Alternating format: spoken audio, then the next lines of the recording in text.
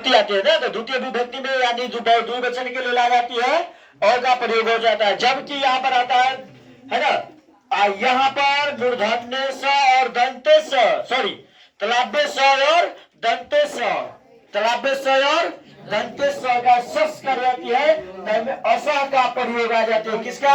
असह का। जिना ही असह से तो होगा, जिस वाक्य के साथ असह प्रयोग होगा बुआ, हम लोग जब बनाना विभक्ति शुरू करेंगे तो उसमें बताया जाएगा कि असह का प्रयोग जिना ही किसी शब्द के साथ सकता है, मतलब समझ जाएंगे कि द्वितीय विभक्ति बहुवचन का संकेत कर रहा है। अब यहाँ पर आता है बुआ तृतीय विभक्ति। कौन सा? तृतीय विभक्ति। तो तृतीय में आ जाती है ता, मतलब जिस वाक्य के अंत में या बनाने के कर्म में आकार शब्द आती है। किस शब्द आती है?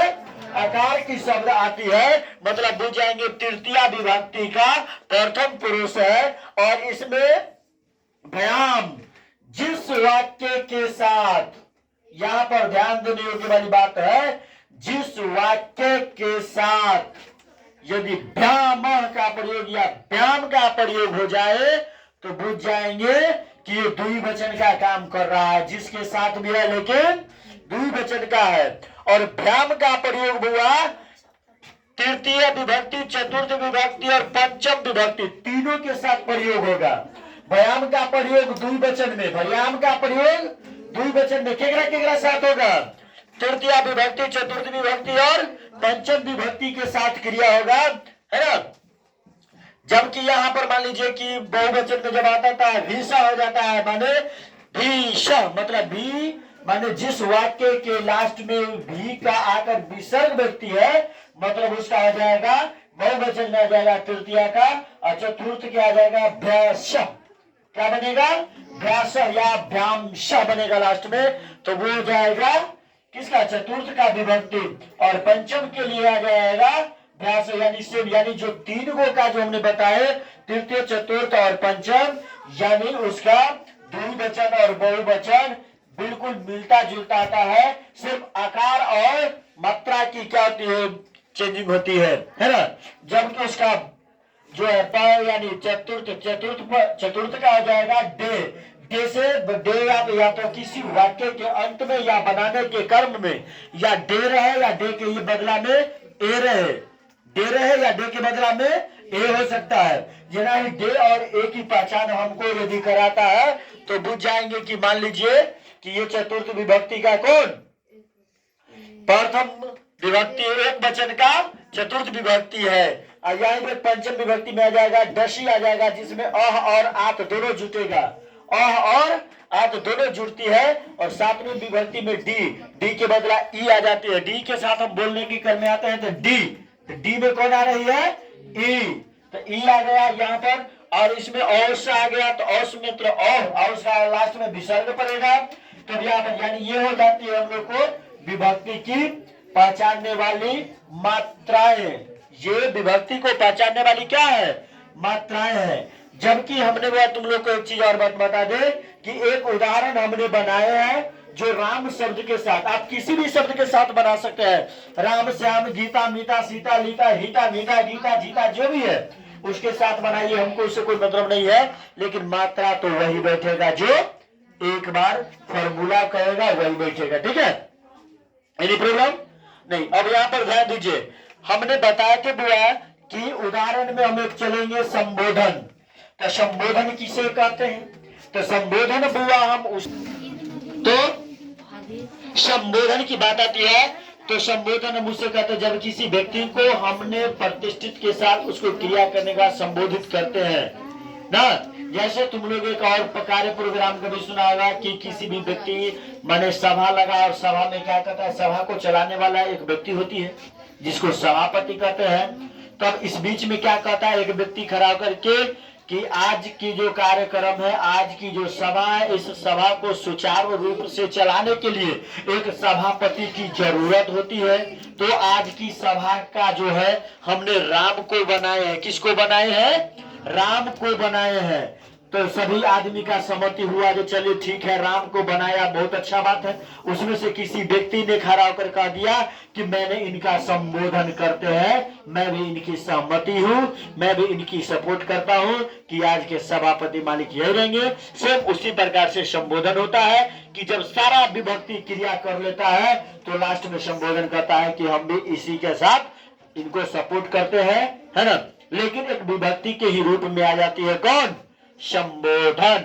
हम उसको विभक्ति में नहीं कह सकते हैं, विभक्ति तो मात्र 7 गो है, लेकिन विभक्ति का ही रूप उसे कह सकते हैं, किसको? संबोधन को। ठीक है, तो आज हम जो बताए जा रहे हैं ये है राम पर उदाहरण है। किस पर? राम पर उदाहरण है। तो राम के पत्नी का क्या नाम था? तो आप लोग सीता पर बना लीजिएगा, समझा? राम की पत्नी कौन था? कौन था? सीता। तो हम राम पर बताते हैं, सीता पर आप लोग बना लीजिएगा। अब वनवास होगा तो हमारा दिक्कत नहीं है। ध्यान दो, हमने अभी एक वचन आप लोग को समझा दिए, द्विवचन और बहुवचन समझा दिए। ये विभक्तियां है, प्रथम विभक्ति, द्वितीय विभक्ति, तृतीय विभक्ति, चतुर्थ विभक्ति, पंचम विभक्ति, षष्ठी विभक्ति और सातवीं विभक्ति। ये विभक्तियां है और लास्ट में हम लोग को संबोधन आता है। तो देखिए यहाँ फॉर्मूला बैठा है, हम क्रिया करते हैं राम राम रामाम। तो यहाँ पर मिला लीजिए फॉर्मूला से, राम विसर्ग आया, ओ हमने बोले थे ओ, तो ओ का यहाँ पर ध्यान दीजिए, हमारे कैमरामैन ध्यान दीजिएगा सभी अक्षरों पर। यानी यहाँ पर देखिए राम ओ का प्रयोग हुआ, ओ देखिए सूत्र से आया ओ, तो ओ का आकार देखिए राम, है ना। अब यहाँ पर देखिए रामा, तो रामा, तो देखिए जस बोले थे तो जस का प्रयोग किसके साथ हुआ? अ के साथ हुआ। जस का प्रयोग किसके साथ हुआ? अस के, अ के। तो देखिए रामा आया। चलिए दूसरे विभक्ति को मिलाइए, रामम। तो देखिए अंतिम में म है, हम, है ना। तो यहाँ पर हो गया रामम।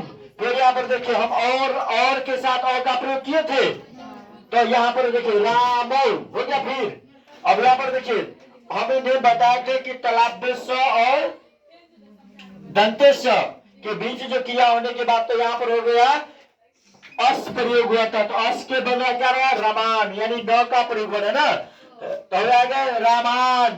क्या बनेगा? रामान। सेम उसी प्रकार से फॉर्मूला से मिला लीजिएगा। यहाँ पर तृतीय विभक्ति में हो जाएगा रामेन। क्या हो जाएगा? रामेन। और रामा भय, देखिए हमने बताया था ना, तृतीय विभक्ति, चतुर्थ विभक्ति, पंचम विभक्ति, जिस भी वाक्य के साथ चलेंगे लास्ट में क्या जुटेगा? व्याम। क्या जुटेगा? व्याम। तो व्याम यहाँ पर ध्यान दिया जाए, तो यहाँ पर आ गया व्यामम। तो व्यामम तो राम के साथ है, तो राम व्यामम रामो। फिर यहाँ पर चतुर्थ में आ जाता है रामायम, रामाभयम, राम्याभय। तो यहाँ पर देखिए राम्याभय, यहाँ पर देखिए लास्ट में आता है भय, लास्ट में आया था भय, तो यहाँ पर देखिए वही लास्ट में यहाँ पर जुटा भय। उसी प्रकार से फिर आता है पंचमी विभक्ति में रामात, रामाम भय, राम्या भय।